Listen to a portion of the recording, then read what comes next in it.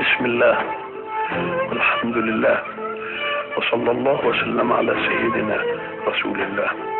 اللهم إني أعلم أني عصيك ولكني أحب من يطيعك، فاجعل اللهم حبي لمن أطاعك شفاعة تقبل لمن عصاك. اللهم إن بعض خلقك قد غرهم حلمك واستبطأوا آخرتك فلم يتبعوا القرآن وسخروا من أهل الإيمان، فأسألك ألا تمهلهم حتى لا يكونوا أسوة لكفر غيرهم. اللهم إني أحمدك على كل قضائك وجميع قدرك، حمد الرضا بحكمك لليقين بحكمتك، وصلى الله وسلم على سيدنا مولانا محمد. اللهم فرج هم المهمومين ونفس كرب المكروبين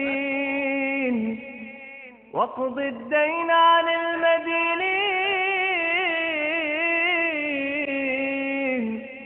واشف مرضانا ومرضى المسلمين وارحم موتانا وموتى المسلمين يا